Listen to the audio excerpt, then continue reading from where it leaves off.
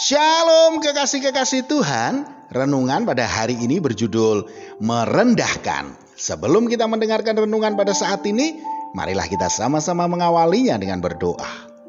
Bapa, di dalam nama Tuhan Yesus Kristus, ya Roh Kudus, firman-Mu itulah yang menjadi pegangan dan landasan kehidupan kami. Untuk itu kami sambut berkat firman-Mu di dalam nama Tuhan Yesus Kristus. Amin. Firman Tuhan pada saat ini terambil dari 1 Korintus 1 ayat 28 sampai dengan 29. Dan apa yang tidak terpandang dan yang hina bagi dunia, dipilih Allah. Bahkan apa yang tidak berarti, dipilih Allah untuk meniadakan apa yang berarti. Supaya jangan ada seorang manusia pun yang memegahkan diri di hadapan Allah. Kekasih-kekasih Tuhan, ada satu cerita pengalaman teman saya dahulu ketika dia sedang melamar calon istrinya, yang sekarang ini sudah menjadi ibu dari anak-anaknya. Pada saat itu yang menjadi perwakilan keluarganya adalah omnya atau adik dari almarhum bapaknya. Sedang orang tua calon istrinya pada saat itu adalah salah satu pemimpin perusahaan besar di kotanya. Jadi bisa dibilang calon mertuanya itu adalah orang yang kaya raya. Nah, ketika acara sudah selesai, kemudian tibalah acara ramah tamah, orang tua calon istrinya itu bertanya kepada om teman saya ini, "Bapak kerja di mana?" Lalu dijawab oleh omnya, "Usaha kecil-kecilan Pak, mandiri di rumah, buka kios jualan minyak."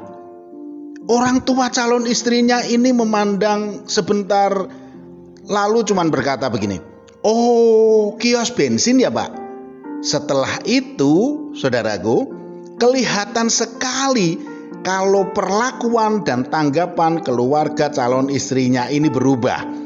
Tanggapannya sangat berbeda bila dibandingkan dengan tamu-tamu lainnya, baik dengan koleganya dan keluarga besar calon istrinya lainnya.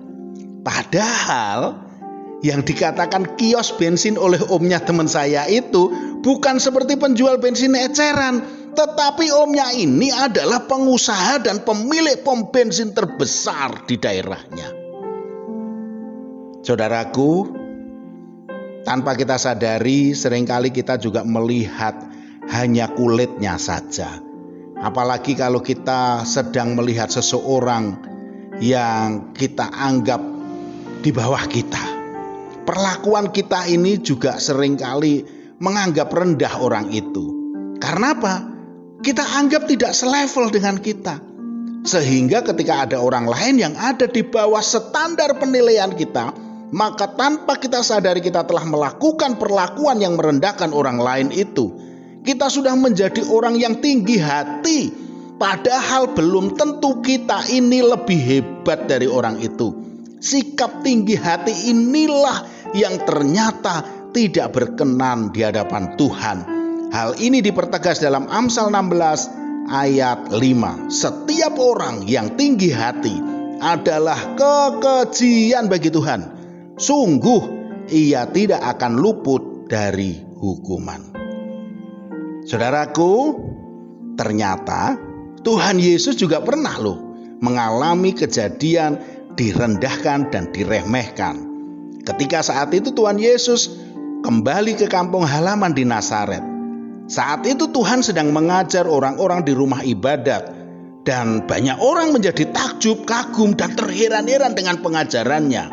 Namun setelah mereka melihat latar belakang dari Tuhan Yesus ini, mereka menjadi kecewa dan merendahkan karena Tuhan Yesus hanyalah anak tukang kayu. Matius 13 ayat 55 mengatakan, "Bukankah ia ini anak tukang kayu? Bukankah ibunya bernama Maria dan saudara-saudaranya Yakobus, Yusuf, Simon, dan Yudas?" Di pikiran mereka, Kristus itu tidak lebih dari hanya anak tukang kayu saja. Maka Tuhan Yesus tidak banyak mengadakan mukjizat di daerah kelahirannya. Dikatakan dalam Matius 13 ayat 58, dan karena ketidakpercayaan mereka, tidak banyak mujizat diadakannya di situ. Saudaraku, kalau hari ini melalui renungan ini kita diingatkan Tuhan untuk tidak merendahkan dan meremehkan, apalagi menghina orang lain. Marilah kita menerapkan kasih Kristus yang tidak memandang status, latar belakang, dan fisik. Yohanes 13 ayat 34 mengatakan, "Aku memberikan perintah baru kepadamu, yaitu supaya kamu saling mengasihi, sama seperti aku telah mengasihi kamu. Demikian pula kamu harus saling mengasihi." Amin. Mari kita berdoa.